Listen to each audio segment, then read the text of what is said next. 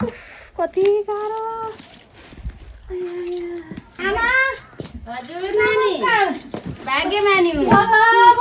मेरो छोरीलाई कति गाह्रो भयो होला है हो नि गाडीमा आउने भने गाडी आउँदो रहेछ हिजो कोठामै बल्ल बल्ल आएँ ए झोला त गरौँ ल्याइदियो अनि आमालाई भनेर भेट्न आनी सङ्क्रान्तिमा भनेर केही ल्याउन सकिनँ आमा कति भोक लाग्यो होला केही ल्याउन सकिनँ गाडीमा आउन नि पाइनँ अनि तपाईँलाई यो के चाहियो र यो मलाई केही किनेर यसो गर्नु त्यहाँ के अलिअलि खानेकुरो छ आमाको कति नि आफू लाग्यो मलाई कहिले आउने होइन कहिले आउने होइन सङ्क्रान्ति भएर मात्रै आएको आमा नत्र घर आमालाई कति सुख सुविधा छ यहाँ त बल्ल अनि ज्वाइँलाई के छ त ज्वाइँलाई नि एकदम ठिक छ अनि भान्जाहरू सम्झै हुनुहुन्छ आमालाई भान्जाहरू आउने मानेन नि यस्तो गाह्रो पर्छ बहिनी नि आउँछु भन्थे बहिनी आएन त्यो चाहिँ आइन अब उसलाई बिचरा फुर्सदै छैन मैले जस्तो कहाँ सम्झिन्छु त्यसले त्यही भएर होला के नानी के गरे दिदीले त यत्रो तिला नौगेडी ल्याएको छ खोइ त नानी छैन नि आमा अब ज्वाइँले कमाउँदैनन् के गर्नु त छोरी तिम्रो भाग्य रातिमा मिठो मिठो खान पाइन्छ बिचरा त्यसो नभन्दा तेरै बहिनी हो क्या त्यो हेर छोरी पनि कति छुच्ची पाकिएर छ छुट्टी छ यो जस्तो आमा जस्तै रहेछ यो पनि बिस्तारै बिस्तारै होला नि नगात है हुन्छ आमा टेन्सन नमान कहिलेकाहीँ दिदीको कहिलेकाहीँ बहिनीको यस्तै हुन्छ चिन्ता नगर ल यति छोरी हेर्नु त म भनेपछि भुतुक्कै अब के गर्नु त ठुलो मम्मी भनेर माया गरे किन माइली बारी हजुर आमा थाली लिएर आऊ त टिका टालो गरौँ लिनुहोस् आमा खोइ त दक्षिणा चाहिँ छैन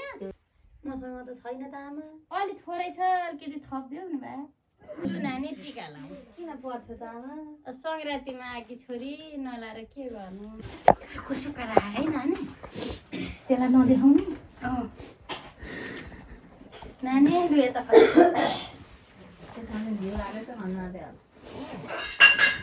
त्यसलाई चाहिँ थोरै दिए नि हुन्छ कि धेरै एउटा गेडा सुन्तला भन्दा ल्याएकी छैन त्यसलाई नदिए पनि हुन्छ त्यसो नभन्न यति यति दिनु त्यसलाई यति नदिए पर्दैन आमा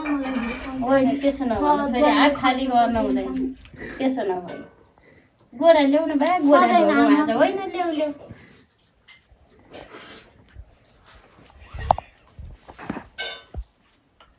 माइली बुहारी खानेकुरा ल्याउ त बा के छ आनी आमा सन्चो बिसन्चो सन्चै छ नानी भान्जा भान्जी ज्वाइँ आउनु भन त आउनु भन ऊ सानी आइथे अब ज्वाइँ त्यस्तै हो जाँड खाएर हल्लिएर हुन्छ त्यस्तो चाहिँ नगर्न ला भए हुन्थ्यो दिदी नमस्कार दर्शन गरे नमस्कार भाउजू त कति राम्री हुनुभएको छ झन् झन् राम्री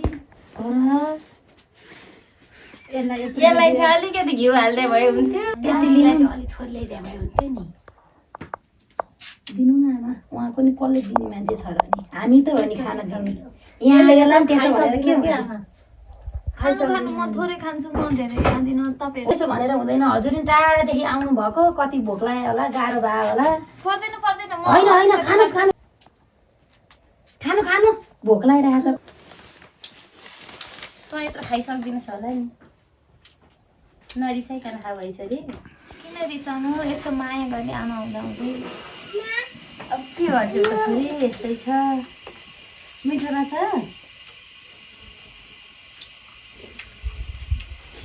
नाक पो खुम्चाइ त नानी मिठो रहन्छ यसले कहिले खाती भएको त त्यो पनि हो बासी जस्तो छ त आमा होइन बा आजै पकाएको हो भाउजूलाई सोध त त्यसो नगर नि तिम्रो हात फोहोर रहेछ क्या दिदी अलिक सुगरी छ त्यो त तातै छ त नि मेरोमा त चिसो खै डढे ह सबै हुन्छ अलिकति कालो कालो भाग परेछ अब मिलाएर खाऊ न के गर्नु आफूलाई कस्तो टाउको दुखिरहेछ फेरि तपाईँले के खानुभयो त नि म नि अब खान्छु नि परिवार आउँछन् भनेर बसेँ कि अब खान्छु माइली बारी ल्याउ कान्छी नन्दको कोसेली हो चाहिँ है हस् आमा यो चाहिँ दिदीको कोसेली ल्याउ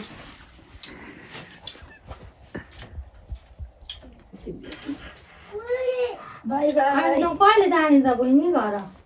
खै अब 1-2 दिन बस्छु कि चामल सकिया छ चामल पनि दिनुहुन्छ कि आमाले भन्ठाने